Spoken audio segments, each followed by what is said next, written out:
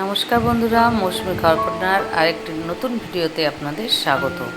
আজ আর কোনো রান্নার ভিডিও নিয়ে আসেনি, আমরা চলে এসেছি বকখালি ঘুরতে।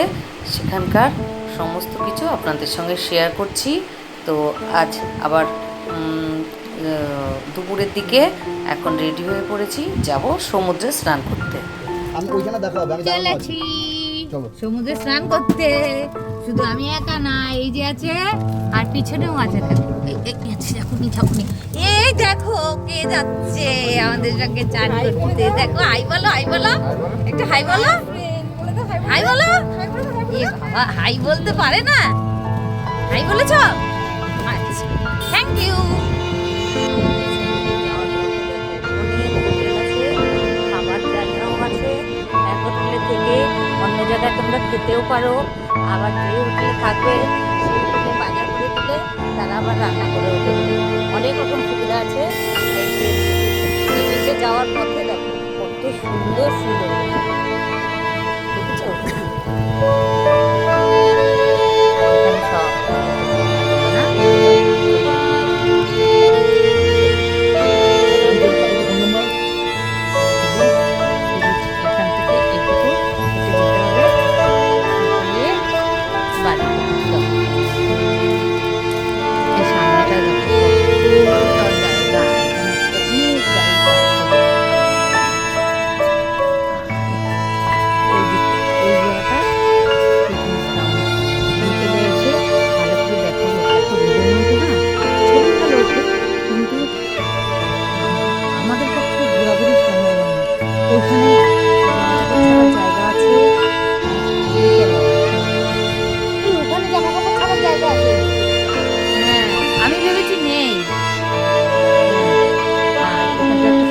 না ছিল, এখন আপাতত বন্ধ। চলো যেতে যেতে দেখাচ্ছি। এই দেখো সমুদ্রে এই যে যাওয়ার রাস্তা, তার আগেই একটা মন্দির, এই যে পুজো হচ্ছে। কত ঠাকুর। আর এখানে বিকেলবেলা সব দোকানগুলো খুলবে, প্রচুর দোকান। দীঘায় যেরকম জিনিসপত্র পাওয়া যায় এখানে জিনিস। আমার নাতনি এসে কিছুতেই পা বাড়াবে না, আগে তার জিনিস কিনে দিতে হবে যেটা চাইবে, তারপরে পা বাড়াবে। ওই লাইলা বকখালি কাত হয়ে গেছে ঝড়ে। এই যে দেখো, আগের বার এসেছিলাম এরকম রাস্তা ছিল না, শুধু বালি বালি, সে কি হাঁটতে অসুবিধা। এই যে বকখালি কিন্তু সব দিক দিয়ে সুন্দর। আবার একটা ভয়ঙ্কর জিনিস আছে, বকখালির সমুদ্র কিন্তু না পট করে যাওয়া যায় না। সামনেই যে বিশাল বড় নালার মতো নদীর মতো বইছে, এটা পার করে হচ্ছে বালির চর, তারপরে সমুদ্র। এবার এটা পার করে যদি সমুদ্রে যেতে যান, যদি কোনো রকম জোয়ার চলে আসে, তাহলে এই নালাটা পার হয়ে আর এদিকে আসা যায় না, মানুষের মৃত্যু অবদান। তাই বকখালিতে সমুদ্রে যেতে গেলে একটু চিন্তা ভাবনা করে যাবেন। আমি তো নালা পার হবো না, এখানেই স্নান করবো। দেখো কত দোকান।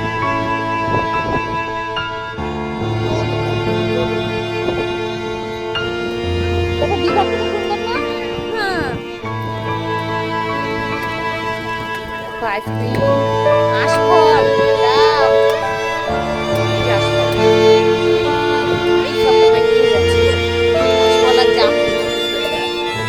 আইসক্রিম।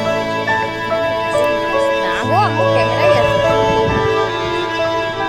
এগুলো খাবার পাওয়া যাবে, পাপড়ি চাট, ফুচকা, এখনো ফুচকা পাওয়া যাচ্ছে। আর এই যে ফটো তুলে দেবে, কত করে ফটো? তো 30 টাকা, 30 টাকা। দাঁড়া চান করে নি, তবে দেখছি। আমি আগে কোনোদিন এত পরিমাণে জল আসতে দেখিনি ওই পর্যন্ত। এই নালাটা একদম সরু নালার মতো বইছে, এখন দেখো একদম নদীর মতো বইছে। মুড়িও আছে, এই যে মুড়ি। মঙ্গা কোথায় গেল? মঙ্গা এই পর্যন্ত জল আসতে দেখিনি কোনোদিন। আগে অল্প সরু নালার মতো থাকতো। তো এখন জোয়ার, তাই ওই দেখ মঙ্গা ওপাশে যাবি না, জোয়ার ওটা ভর্তি হয়ে গেলে কিন্তু এপাশে আসতে পারবি না। নতুন ফোন কিনেছি, ভয়ে ভয়ে জলের উপর দিয়ে ফোন নিয়ে হাঁটছি, কারণ যদি জলে পড়ে যায় তাহলে কিন্তু আর রিপ্লেস হবে না। তো একটু ভয়, একটু সাবধানতা নিয়ে ফোনটা নিয়ে আপনাদের সঙ্গে সবটা শেয়ার করার চেষ্টা করছি। আর ফোন যে স্নান করব আর ফোনটা দিয়ে যে তুলবো, বিশাল বড় বড় ঢেউ ওই বালির চরের ওপাশে, সেটা তুলতে পারবো কি না জানি না। আর আকাশটা দেখুন, পেন্টিং করে রেখেছে, এঁকে রেখেছে। খালি চোখে দেখা যাচ্ছে না, প্রচণ্ড রোদ, সানগ্লাসের মধ্যে দিয়ে আকাশটা এত সুন্দর লাগছে, মনে হয় কে যেন পেন্টিং করে রেখেছে নীলের উপরে সাদা দিয়ে। এত ভালো লাগছে চারিদিকটা। আমি মাঝে মধ্যে একটু সমুদ্রের পাড়ে বেড়াতে ভালোবাসি, আর পাহাড় তো ফেভারিট আমার। এই দেখো বকখালি সমুদ্র, এই যে চারিদিকটা দেখুন, ঘুরিয়ে দেখাচ্ছি। এদিকে কত রকমের কত কিছু বসেছে, দোকান বাজার, লোকজন। আর আজকের দিনটা বেশ মোটামুটি ভিড় আছে। সন্ধ্যেবেলা আগের দিন অনেকটা ভিড় ছিল। এবার যাব ওপাশে, ওপাশে ক্যামেরা নিয়ে যেতে পারবো কিনা জানি না, গেলে আপনাদের সঙ্গে শেয়ার করব। এই জায়গাটা ভাটার সময় এত সরু একটা নালার মতো বয়ে থাকে, কিন্তু জোয়ারের সময় দেখে মনে হয় এটা একটা নদী, মানে বুক পর্যন্ত জল এই সামনের জায়গাটায়। এটা পার হয়ে বালিয়াড়ি, তারপরে সমুদ্র, উত্তাল উত্তাল পাতাল ঢেউ। তো দেখি সবাই বলছে, কেউ বলছে যাবো, কেউ বলছে যাবো না। যদি ওপাশে যাই, যদি ক্যামেরা নিয়ে যেতে পারি তাহলে আপনাদের সঙ্গে শেয়ার করবো। কারণ এই সামনের যে নালাটায় এখানেই জল উঠে গেছে বুক পর্যন্ত। তো বুক পর্যন্ত যদি জল আসে তাহলে ক্যামেরাটা নিয়ে ওপাশে যাবো কী করে, সেটাই চিন্তা করছি। তারপরে ভাবছি থাক, মোবাইল নিয়ে যেতে লাগবে না। যদি কোনো রকম পড়ে যায় তাহলে তো আর ফিরে পাওয়া যাবে না, মোবাইল রেখে যাবো, এটাই সিদ্ধান্ত নিলাম। খাবারের দোকানগুলিতে সুন্দর গান বাজছে, গানের তালে তালে বেশ ভালো লাগছে। আর শেষ পর্যন্ত কিন্তু আমি ওপারে আর যাইনি, এখান দিয়েই আমি একটু হাঁটাচলা করে একটু ভিডিও করে নিয়েছি। আর সমুদ্রে আমি খুব একটা নামি না, স্নান করি না, আপনাদের জন্য বুক পর্যন্ত জলে নেমেছি। আর এখানে একটু জল নিয়ে খেলা করছি। তো সবটা এইখানে মোবাইল নিয়ে যাওয়া যেত, কিন্তু ভয়ে আমি যাইনি, তার জন্য অনেক কিছু শেয়ার করতে পারিনি। ওই আর পরে দেখি সবাই ওপাশে চলে গেছে, একমাত্র আমিই যেতে পারিনি ভয়ে, যদি জোয়ারে আর ফিরে আসতে না পারি। তো এই যে আমার পাশে যে বাচ্চাটা, ওর বাবা মা সবাই চলে গেছিলো, কিন্তু আমি যখন এই নালাটার ভিতরে গিয়ে দেখলাম আমার বুক সমান জল, তখন আর আমি মানে চেষ্টাই করিনি ওপাশে যাব। কারণ এখানে বুক সমান জল, যদি মাথা পর্যন্ত এসে যায় তাহলে তো আর এদিকে ফেরা হবে না।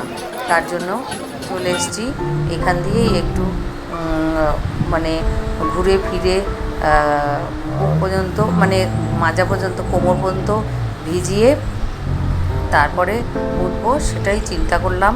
তো এখন একটু দেখুন স্লো মোশনে কেমন লাগে আমার, বা সমুদ্রের জল, বা আকাশের যে কালার, সেটা একটু আপনাদের সঙ্গে শেয়ার করছি, দেখুন।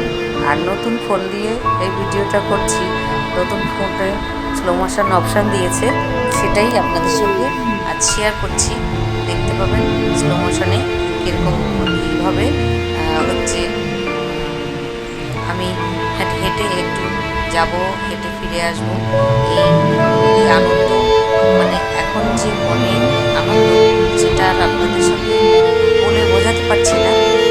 সমুদ্র পাড়ে আসলে আপনারা জানেনই মনে কত আনন্দ, কত আর ঘুরতে বেরোলেই মনে আনন্দ হয়। আর আমি একটু ঘুরতে ভালোবাসি, আমাকে যদি প্রত্যেক মাসে একবার করে এরকম একটু ঘুরতে নিয়ে যাওয়া যায় আমি খুব খুশি। তো এই যে হাঁটতে হাঁটতে চলে যাচ্ছি ভেতরে। আর এই সামনেটা দেখুন, সামনেটা দেখেই মনে হচ্ছে না এটা সমুদ্র, কিন্তু এটা কিন্তু সমুদ্র না, সেই সরু নালাটা জোয়ারের সময় মনে হবে একটা বড় নদী।